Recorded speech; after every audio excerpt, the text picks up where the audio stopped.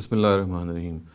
جہاد کے ضمن میں ایک اہم باعث یہ ہے کہ یہ جانا جائے کہ مال غنیمت کے بارے میں قرآن مجید کا کیا حکم ہے۔ ہمارے ہاں فقہا یہ رائے رکھتے ہیں قرآن مجید کی بعض آیتوں کی بنیاد پہ کہ یہ ضروری ہے کہ اسلامی ریاست 1/5 حصہ اپنے پاس رکھے اور 4/5 وہ فوجوں میں تقسیم کرے۔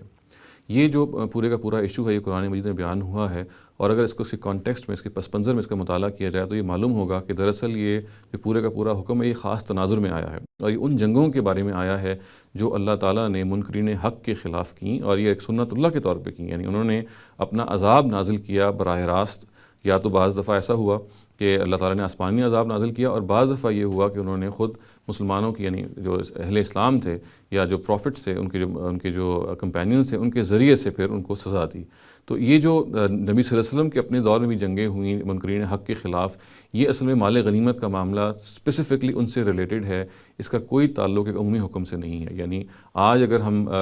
مال غنیمت حاصل کرتے ہیں تو ایک اسٹیٹ کو ایک ڈسکریشنری، یعنی آپ کہہ لیجیے ثواب دیدی اختیاری حاصل ہے کہ اس مال غنیمت کا وہ کیا کرے۔ وہ پابند نہیں ہے کہ وہ لازماً 4/5 تقسیم کرے اور 1/5 اپنے پاس رکھے، اس لیے کہ جو قرآن مجید میں یہ آیات بیان ہوئی ہیں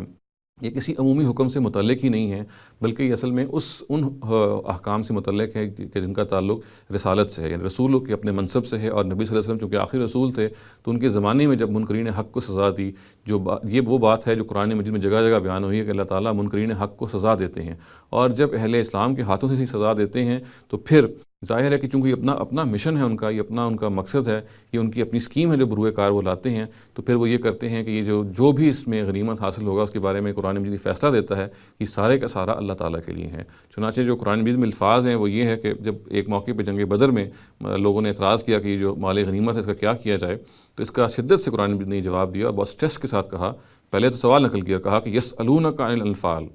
قل الانفال للہ والرسول فاتقوا اللہ واصلحوا ذات بینکم۔ یعنی بہت اسپیسیفکلی یہ کہا گیا کہ وہ تم سے غنائم کے بارے میں پوچھتے ہیں، یعنی مال غنیمت کے بارے میں پوچھتے ہیں، انہیں بتا دو کہ غنائم تو سب کے سب اللہ اور رسول کے لیے ہیں، لہٰذا اگر تم سچے مومن ہو تو اللہ سے ڈرتے رہو۔ گویا کہ بتا دیا گیا کہ یہ سارے کے سارے غنائم جو ہیں، یہ غنیمت میں جو کچھ بھی مال حاصل ہوا یہ اللہ تعالیٰ ہی کے لیے ہیں اور ان کے رسولوں کے لیے ہیں۔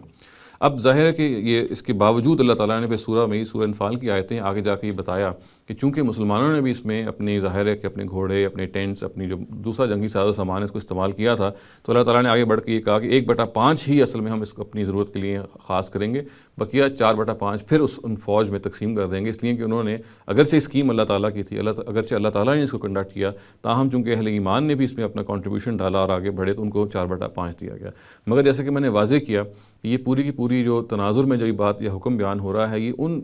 جنگوں کے بارے میں بیان ہو رہا ہے جو اہل ایمان نے منکرین حق کے خلاف کیں، اور یہ وہ جنگیں ہیں جو خاص طور سے رسول ہی کر سکتے ہیں یا رسول کے کمپینینز کر سکتے ہیں، ان کا بقیہ مسلمانوں سے کوئی تعلق نہیں۔ چنانچہ اس میں جو 1/5 یا 4/5 کا تناسب ہے وہ بھی سر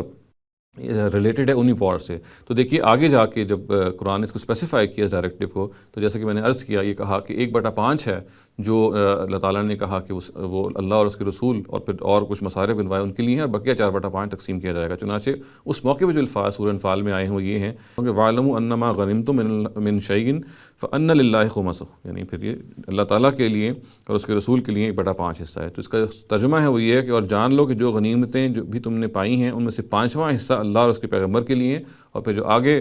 شیئرز بیان ہوئے ہیں پیغمبر کے اقربا اور یتیم، مساکین اور مسافر، تو یہ وہ اجتماعی ضروریات کے لیے اس کو خاص کر لیا گیا۔ تو ان نٹ شیل آپ یہ کہہ سکتے ہیں کہ قرآن مجید میں جو یہ آیت بیان ہوئی ہے غنائم کے بارے میں، غنیمتوں کے بارے میں، اور یہ کہا گیا ہے کہ 4/5 تقسیم کر دیا جائے، یہ کوئی ابدی حکم نہیں تھا، یہ ان جنگوں سے متعلق تھا جو نبی صلی اللہ علیہ وسلم کے دور میں منکرین حق کے خلاف لڑی گئیں، اور جو اصل میں اللہ تعالیٰ کی اسکیم ہے، جس میں جو اللہ تعالیٰ کی سنت اللہ ہے، جو یہ کام وہ خود سر انجام دیتے ہیں، اہل ایمان کو صرف ان کے اعلیٰ کار بنتے ہیں۔ چنانچہ آج ایک ریاست کے پاس ثوابدیدی اختیار ہے کہ اگر کوئی جہاد ہوتا ہے اور کوئی غنیمت وہ حاصل کرتی ہے تو اس کا وہ کیا کرے، وہ ہرگز پابند نہیں ہے کہ وہ لازماً 4/5 فوج میں تقسیم کرے۔ اقول قولی ھذا واستغفر اللہ لی ولکم ولسائر المسلمین والمسلمات۔